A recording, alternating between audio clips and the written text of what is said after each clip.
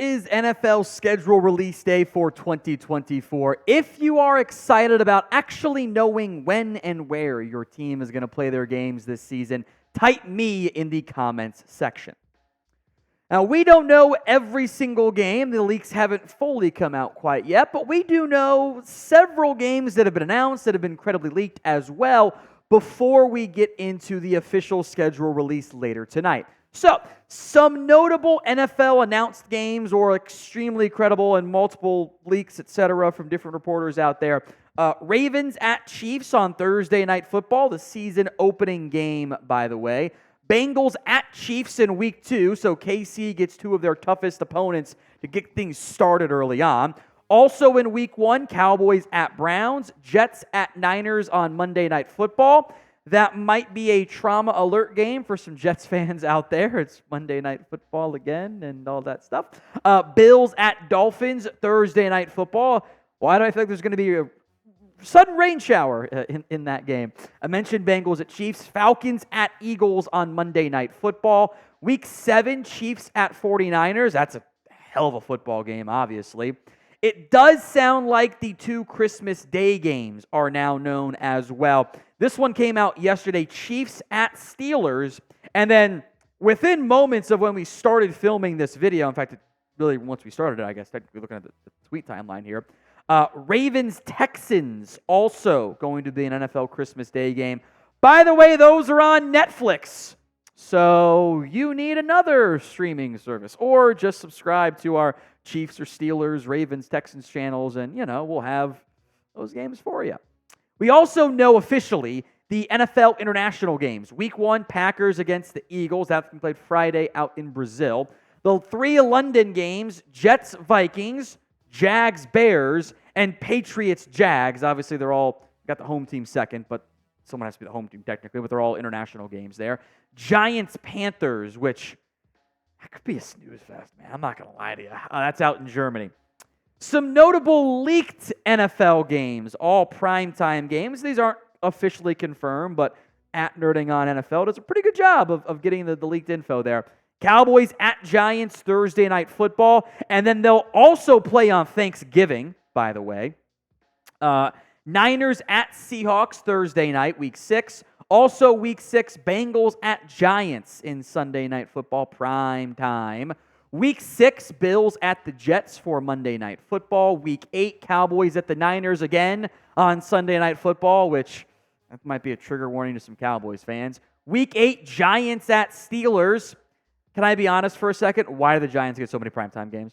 I get it's New York, but are they going to be a great team? Whatever. Raiders at Chiefs on Black Friday. Week 13, Niners at the Bills Sunday night, and then also Rams at Niners on Thursday Night Football. Week 15, Packers at Seattle for Sunday night. I'm sure they'll show us plenty of the Fail Mary highlights again. So kind of a trickier pinned comment there before we talk some trade rumors on today's show. I want you to shout out your NFL team and predict their record. So head down to the pinned comment. Let me know your team and predict their record if the ad comes. It's just going to buy you more time to go do that right now. Let's talk trade rumors here. ESPN's Bill Barnwell had a couple different ideas he wanted to see happen. 3 of them were trades. I wanted to discuss them.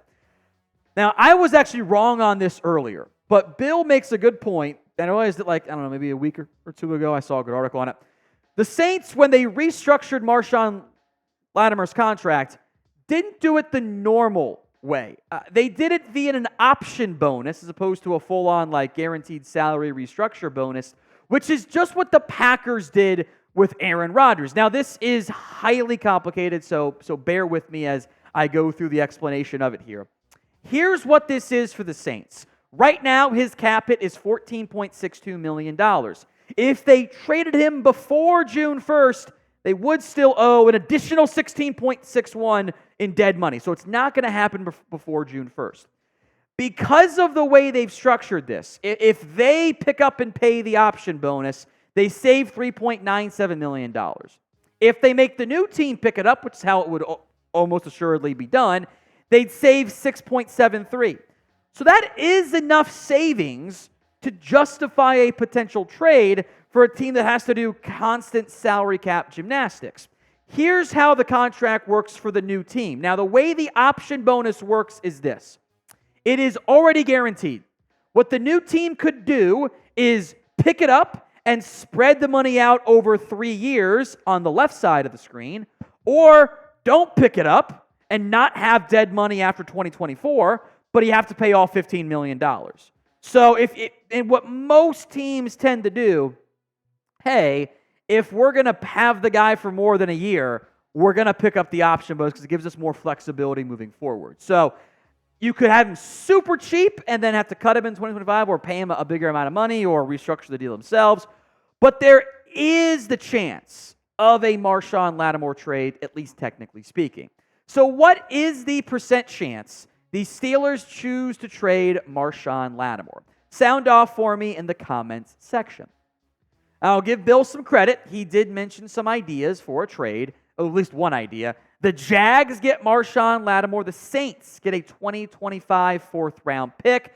He mentioned, Jalen Ramsey didn't go for a lot either. Maybe that's not a perfect one-to-one comparison. If I were the Saints, I'd have my doubts about doing that because I think he's still a really good football player. If I were Jacksonville, I'd be all for it. Remember, they have an extra fourth and other picks thanks to the trade down with the Vikings in this year's NFL draft. Their defensive back, cornerback room, a lot of people are like, Jags, need to get cornerback help. They drafted Jerrion Jones, who I like, could be a nickel corner for them. The starting room right now is Ronald Darby and Tyson Campbell, and some combination of maybe Darnell Savage plays safety, or maybe it is Jerrion Jones. Corner's a big need for them. I would love that trade for Jacksonville. Not sure if I'd like it so much for New Orleans. Look, they did draft Kool-Aid McKinstry. I like him a lot. He's a hell of a football player. I kind of just want to let Marshon Lattimore stay out there. That would be my preference, but who knows what they do.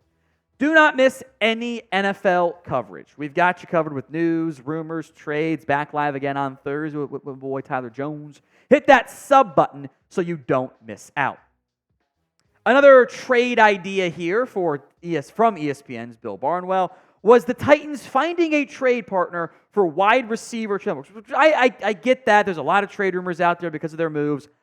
I didn't actually like the logic behind what Bill Barnwell had to say about trading Burks. He wrote, quote, Tennessee's biggest hindrance in moving Burks is financial. He's owed more than $8 million guaranteed over the next 2 seasons. That's not much for a promising young receiver, but if it's tied to a disappointing player with a meaningful injury history who doesn't play much on special teams, that's another story. The Titans will likely need to either eat money or attach a draft pick to get a deal done. First off, not a chance in hell am I attaching a draft pick to move on from Treylon Burks. I think that's a terrible idea. But more importantly, Bill Barnwell is normally really good with the money side. He's wrong here. The new team would not owe Treylon Burks, over $8 million. That is not how this math actually works out in the end. Here's what Treylon Burks' contract actually looks like per over the cap and Spotrac. The total cap hit owed for him is about $8.5 million. That's what Tennessee owes. The new money owed to him from a new team, if traded, is $2.01 million and $2.66 million. I did round, by the way. That's why these three numbers don't quite add up to that, but I rounded. The Titans are actually already paying $3.82 million. A new team having to pay Treylon Burks in a trade 2 years and $4.67 million, about $1 million and change more per year than the vet minimum. That is not a financial hindrance. I don't believe that at all. So the trade idea that Barnwell had was a 2026 sixth-round pick. The Steelers also get $6 million that Tennessee eats, so they basically pay Burks the vet minimum, and they get Treylon Burks. Think I know the answer for Titans fans here on this one, but should they do that trade? Y for yes, N for no. Go ahead and sound off for me in the comment section of today's video. Now, if I were the Titans, I'm not even thinking about doing that trade. I see no reason whatsoever to eat that money. I think that is a terrible, horrible, just silly idea for Tennessee. There are things to be worried about with Burks, namely the biggest of which, like the roster-wise, he's wide receiver 4. maybe receiver 5, and I think it's still 4. And normally your receiver 4 helps on special teams. It's a fair point made by Barnwell. You've also got Hopkins and Boyd more short term. I get the desire to have a potential interest in a trade, and I get that he has been, frankly, we can call it what it is, a bust of the first 2 seasons.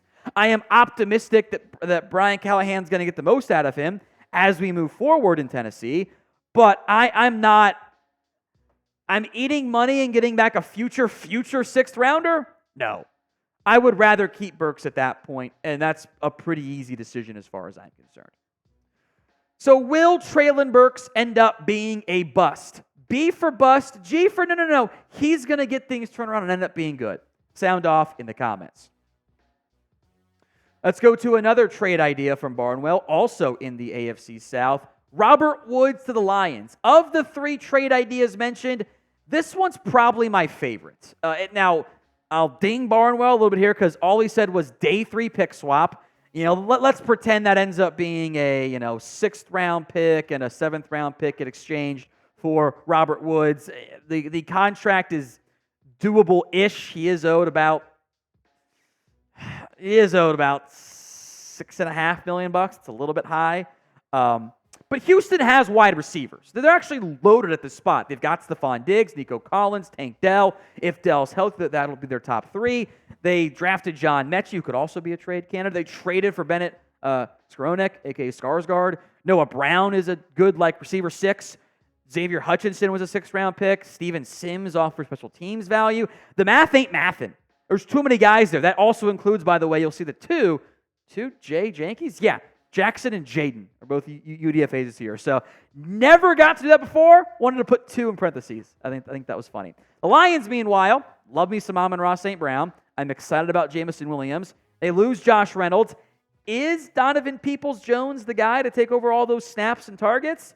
I think Woods could actually be a good fit in Detroit. So I did like that trade idea quite a bit.